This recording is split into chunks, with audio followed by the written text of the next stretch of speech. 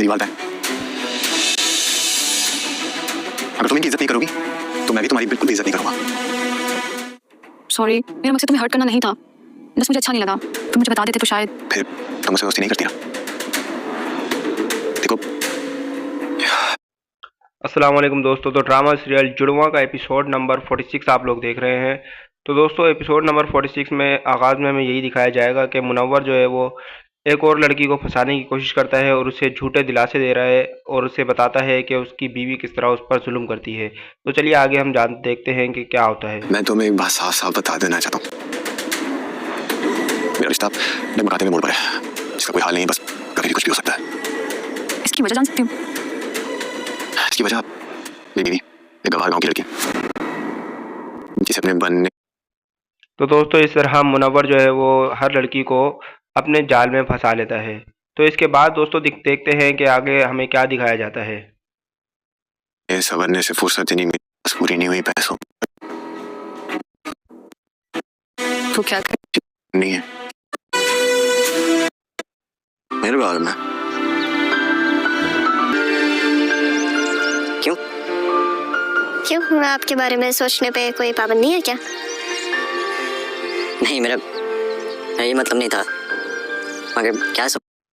तो दोस्तों इसके बाद हमें ये दिखाया जाता है कि आदिल जो है वो सारा को अकेला देखकर उसके पास आता है और उससे पूछता है कि तुम किस बारे में सोच रही हो, जहां सारा इसे बताती है कि मैं आपके बारे में ही सोच रही थी।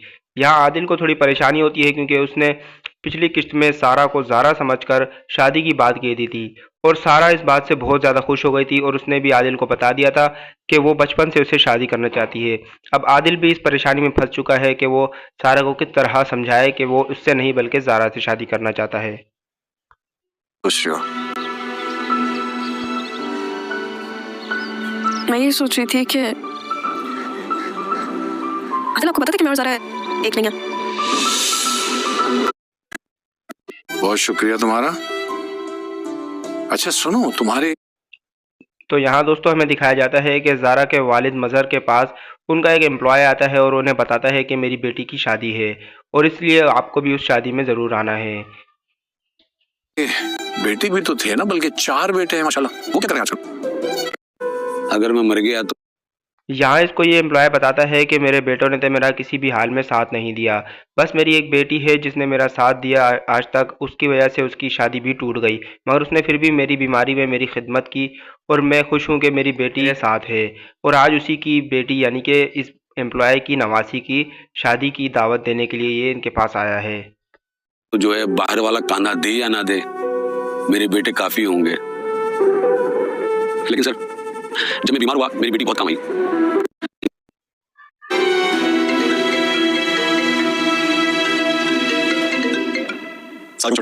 वालेकुम सलाम, कैसे हो? अब यहाँ दोस्तों आप लोग देख सकते हैं कि आदिल को उसके मामू ने फ़ोन किया है। वो ये बताना चाहते हैं कि मुनव्वर को उन्होंने किसी और लड़की के साथ देखा है, मगर वो खुल के बात तो नहीं कर पाते, मगर आदिल को वो किसी तरह इशारों में समझा देते हैं कि मुनव्वर पर उसका कुछ शक हो रहा है।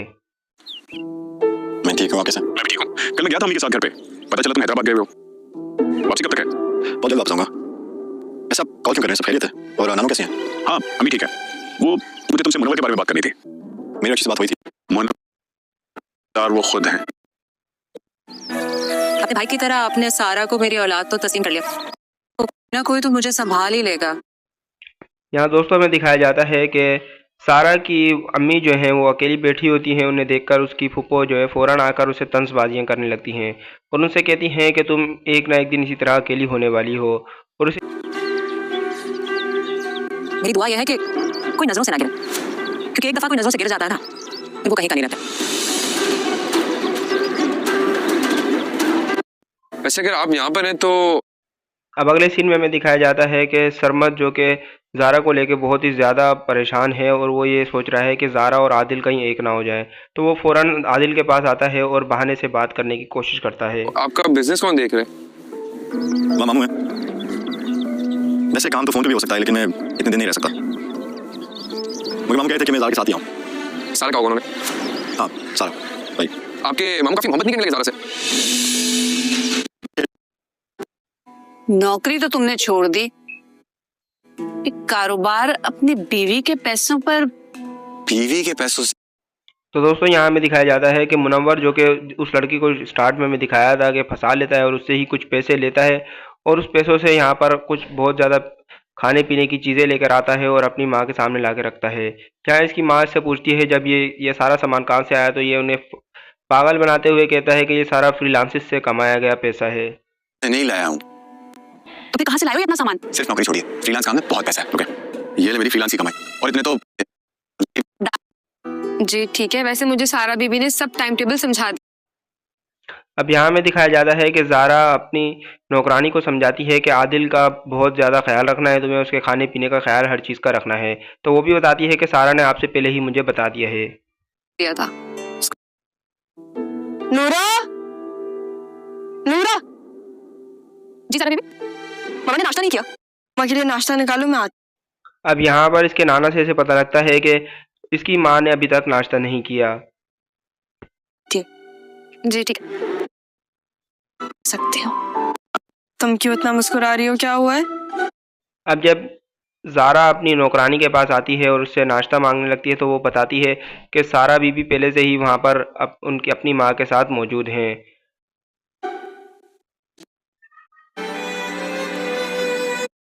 यहाँ सारा अपनी माँ के साथ टाइम स्पेंड कर रही होती है और उसके अलावा उन्हें खाना खिला भी रही होती है और बहुत खुश नज़र आती है। आप अपने साथ ऐसा मत, तो मेरा नाम देख के उठती थी। और आप देख सकते हैं कि ज़ारा ये सब देखकर बहुत ज़्यादा खुश होती है। पकड़ेगा। यही तो। बस रक्षी के बाद उसकी बहन जो है वो भी नाजी भी किसी लड़के के साथ बात कर रही होती है और यही बातें करना इनका ज़ारा की जो अम्मी हैं वो देख लेती हैं। तो मुझे 10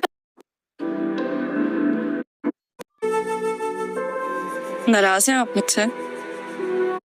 अब ज़ारा अपनी माँ को किसी तरह मनाने की कोशिश करती है कि वो कराची उसके साथ चले और अपने बाप के साथ जाकर रहें। तुम जाओ यहाँ से सारा। जाने के लिए नहीं, आपको ले जाने के लिए आई हूँ मैं। चाहिए मुझे किसी भी सवाल का जवाब।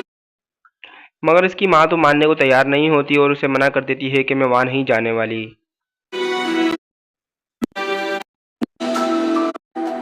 मैं आपका साथ कभी नहीं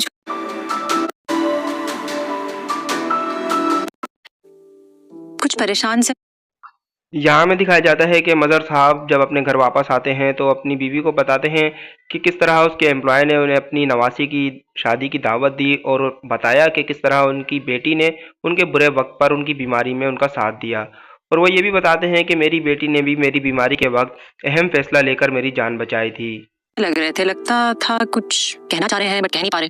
हो सकता है जिंदगी वहाँ क्यों रह जाएगी, ये अगर उसका वहाँ उसका कोई डर नहीं है। घर भी अब जाके हुआ ना, जब वो 2-3 दिन गुजार के आई वहां से आई और आते के साथ उसने आपको बदल दिया। सोचा अब आएगी तो। जब वो बीमार थे, मुसीबत में थे, तब सिर्फ बेटी ने उनका साथ दिया। हालांकि 3 बेटे हैं लेकिन उनमें से कोई उनकी। इधर देखें, इधर लग रहा है जैसे इनसे ज्यादा मासूम कोई है नहीं।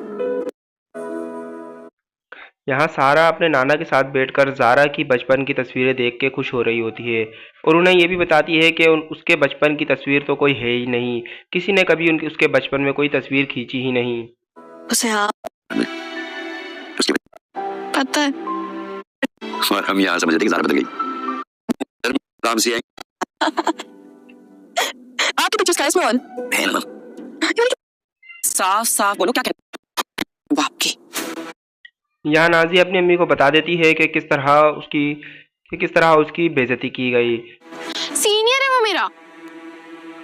मैं कहती हूँ कसम खाओ। आपकी कसम, अब जान छोड़। यहाँ पर इसकी अम्मी को इस पर शक हो जाता है कि वाकई ये किसी लड़के के साथ बात कर रही होगी, जब ही तो इसकी भाई की बीवी ने इससे इस तरह से बात करी।